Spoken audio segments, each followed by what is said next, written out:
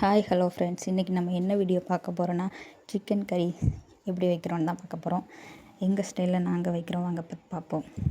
First உள்ளியை வதக்கிக்கலாம். வதக்கி முடித்ததுக்கப்புறம் என்னெல்லாம் சேர்க்கணுன்னா கருவேப்பிலை, இஞ்சி பூண்டு பேஸ்ட், தயிர், சிக்கன், தக்காளி, உள்ளி, அப்புறம் பட்டை மசாலா அதெல்லாம். அப்புறம் ப்ரௌன் கலர் ஆகிற வரைக்கும் வதக்கி முடிச்சுட்டு இஞ்சி பூண்டு பேஸ்ட் போட்டுக்கலாம். போட்டு அதையும் நம்ம நல்லா வதக்கிக்கலாம். இன்றைக்கி சித்திரை 1. உங்கள் வீட்டிலலாம் என்ன ஸ்பெஷல் மறக்காமல் கமெண்ட் பண்ணுங்கள். எங்கள் வீட்டில் நாங்கள் கிறிஸ்டின் தானே, அதனால் சிக்கன் தான் எடுத்தோம். அதனால் சிக்கன் வச்சு சமைக்கலாம் சொல்லிட்டு, சிக்கன் கறி வைக்கலாம் சொல்லிட்டு தான் வாங்கினோம். அதில் தேவையான அளவுக்கு உப்பு போட்டுக்கலாம்.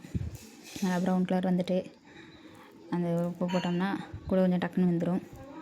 வெந்து முடிச்சதுக்கப்புறம் நம்ம கொத்தமல்லி தழை, 2 பச்சை மிளகு, தக்காளி இவ்வளோத்தையும் கட் பண்ணி வச்சுக்கலாம். அதையும் நம்ம அதுக்கு கூட கொட்டிக்கலாம். கொட்டி நல்லா வதக்கிக்கலாம். கொஞ்சம் நல்லா கிளுன்னு ஆகிற அளவுக்கு வதக்கி எடுத்துக்கலாம்.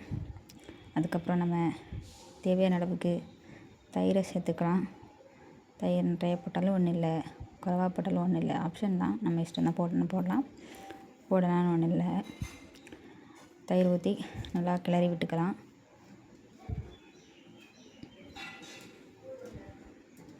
கிளறி விட்டு முடித்ததுக்கப்புறம் நம்ம லவங்க, பட்டை, அப்புறம் கிராம்பு அந்த மாதிரி இருக்கும்ல, அதையும் எல்லாத்தையும் நம்ம போட்டுக்கலாம்.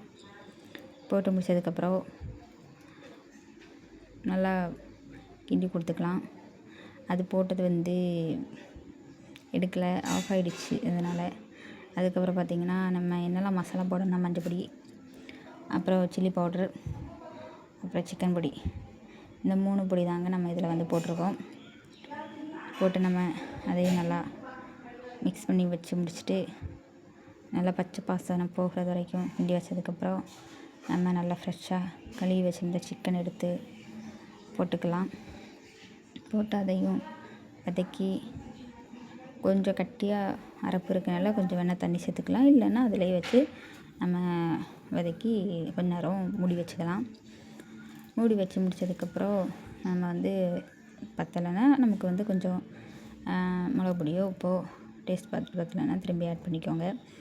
ஆட் பண்ணி முடிச்சுட்டு நல்லா கொதிக்க விடுங்க. பாருங்கள், ஒரு 10 நிமிஷம் ஆனதும் நல்லா கொதிச்சாச்சு. கொதிச்சு முடிச்சதுக்கப்புறம் கொத்தமல்லி தழை போடணும். கொத்தமல்லி தழையை போட்டு முடிச்சுட்டு